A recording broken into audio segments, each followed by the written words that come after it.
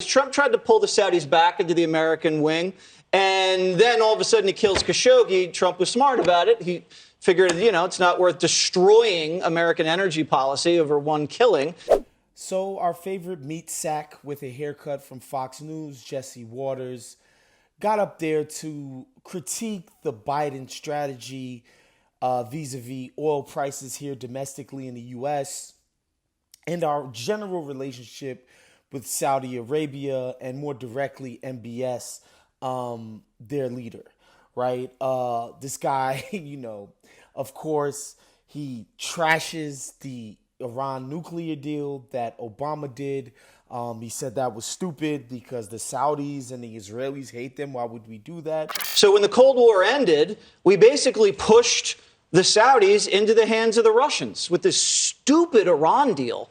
The Saudis hate the Iranians, the Israelis hate the Iranians, but Obama thought he was so smart and he was going to solve the nuclear crisis in Iran, and it really aggravated the Saudis. Of course, neglecting to mention, and by the way, I'm one of the biggest Barry critics that there are, but the Iran nuclear deal was one of the few unambiguous, this is a good thing.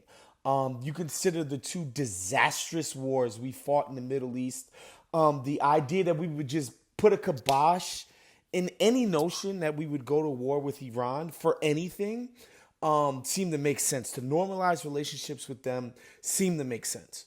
Okay, so set aside his Iran nuclear deal critiques, which are stupid and asinine, and it's basically just Obama did it, so it's dumb. Just the stupid that you see from Fox News type of people. The Saudi dick sucking just doesn't make any sense to me. We don't need these guys. They don't provide us with anything at this point. At the time that we, sort of forged this alliance with them, our entire life and world was run by oil, and they were the people who had all of it. So our entire foreign policy during the Cold War and after, you provide security to the Saudis. So we keep oil prices low and we guarantee the free flow of oil all over the world. And that's basically what won us the Cold War. That was 70, 80 years ago, guys. It's 2022. We know we have alternative ways to provide energy to our citizens. So instead of building up an infrastructure by which we're no longer dependent on the Saudi oil and Middle Eastern oil or Russian oil, what have you, we do this stupid song and dance because it's a short-term fix.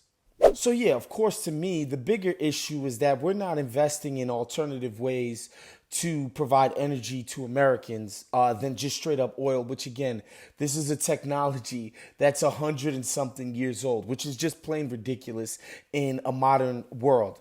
Whatever. Geraldo sort of interjects and is just like, these guys, 15 of the 19 9/11 hijackers, which last I checked was the worst thing that ever happened in the history of the world, according to these right-wingers, they were Saudis.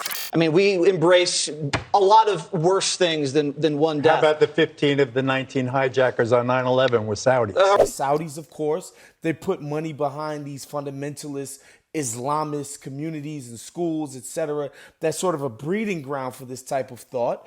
Geraldo brings up great points. And, Jesse Waters brings up a cynical point, but it's a true one. Geraldo, it's the same deal we've made since 1945. How about they fund you have to keep that country protected because they have no army, Geraldo. Obviously, they were involved in 9/11, okay? But listen, do you want $10 oil or not?